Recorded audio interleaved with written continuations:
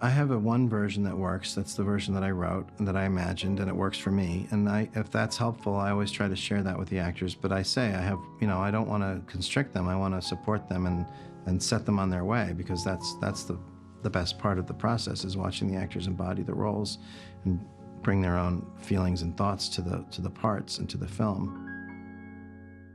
I don't understand. Which part are you having trouble with? Well, I can't be his guardian. Joe Chandler ends up dying, and Lee has to take care of his son, who's his nephew. Hey, Uncle Lee. Is it okay if Sylvie sleeps over? Dad always let her.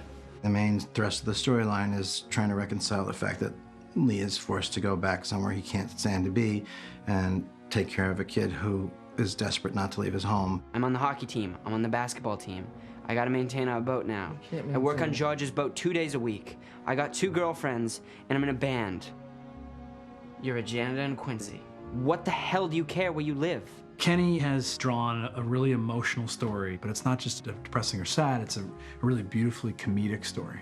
How's it going up there, you guys? We're right in the middle of something. We're just banging out those compound fractions. Their relationship is really moving, it's funny, and it's sad, and it feels very, very real. Kenny always says to me, like, he doesn't know a single great movie that doesn't have comedy in it, in some way. If it doesn't have comedy, the movie despairs. Do you actually have sex with these girls? Well, we don't just play computer games. Lucas was really funny. The movie's got a lot of humor in the language, and he found all of that. This is really good, Joe. Thank you, Patrick. Is this a homemade carbonara sauce? Jesus, shut up. No. Oh, wait. It could have fooled me.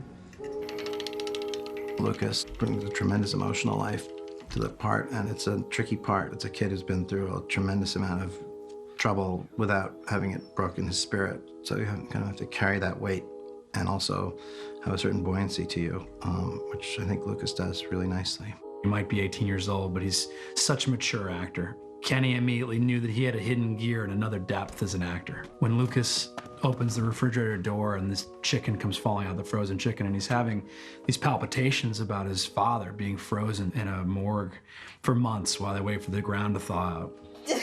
Patrick. No. Hey, do you want me to take you to the hospital? No, I don't know. Do you want me to call your friends? I don't know. What do you want me to do? I don't know. It's a real heavy piece of emotional work for an actor, and he nailed it. And if you're gonna freak out every time that you see a frozen chicken, I think we should go to the hospital. I don't know anything about this.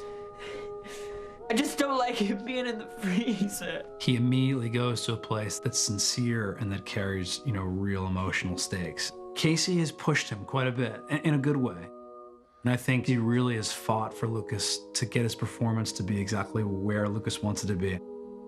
There's one scene we did, actually, where I was having a lot of trouble getting to where I needed to be. What do you mean? You don't have to move to Boston. What? I want to be in Charlestown. And George is going to take you. We had been doing the scene for like 3 hours. It was 4 in the morning, and I wasn't able to connect to what was going on with the character. So you're just gonna disappear? No. No. I set it up this way so you could stay here. In between one of the takes, what Casey did was help me find the emotion, and the next take, I just burst into tears. And the second we got that scene, I just hugged him and thanked him, because rarely when you have an emotional scene, you have somebody there to catch you. And he 100% caught me. I think on the screen, it just actually created a beautiful moment.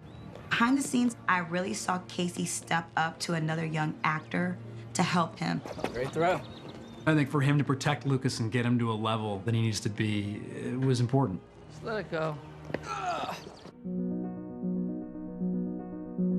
While there is a serious overtone of death and of depression and of tragedy and not being able to get around the effects of tragedy, there's hope. I think that the reason that Kenny wrote about it and wanted to spend years of his life making it is because I think what it's really about is not why bad things happen. To me, it's like reasons to stay alive.